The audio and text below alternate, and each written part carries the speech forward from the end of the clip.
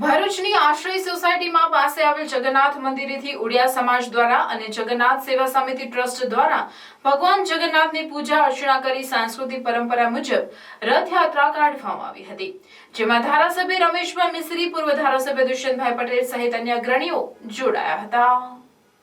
ભરૂચની આશ્રય સોસાયટી પાસે આવેલ ભગવાન જગન્નાથ મંદિરે વહેલી સવારથી રથયાત્રાની ઉજવણીનો ઉત્સાહ અને થનગનાટ જોવા મળી રહ્યો હતો।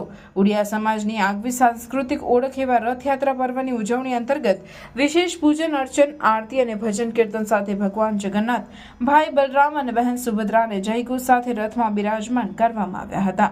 ભરૂચના ધારાસભ્ય રમેશભાઈ મિસ્ત્રી, પૂર્વ ધારાસભ્ય દુષ્યંતભાઈ પટેલ, જિલ્લા ભાજપ પ્રમુખ મારુતિસિંહ અટોદરિયા અને જિલ્લા પંચાયત બાંધકામ સમિતિના ચેરમેન ધર્મેશ મિસ્ત્રી, જિલ્લા ભાજપના અન્ય અગ્રણીઓએ રથમાં બિરાજમાન ભગવાનની આરતી ઉતાર્યા બાદ દોરડું ખેંચી રથને જય જગન્નાથના જયઘોષ સાથે રથયાત્રાનો પ્રારંભ કરાવ્યો હતો।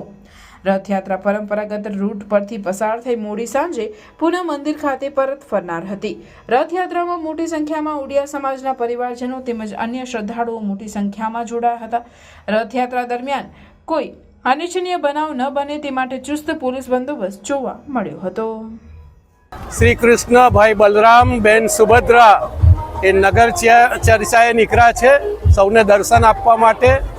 વર્ષોથી પરંપરાગત રીતે અહીંયા ઉડિયા સમાજ દ્વારા આસપાસની સોસાયટીના તમામ વિસ્તારના ભાવિક ભક્તોની સાથે લઈને છેલ્લા 18 વર્ષથી આ રથયાત્રાનો પ્રારંભ થયો છે।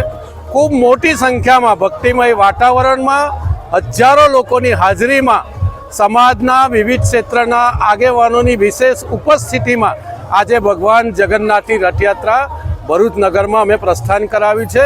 ખૂબ આનંદ અને ઉત્સાહના વાતાવરણમાં કાર્યક્રમ ચાલી રહ્યો છે।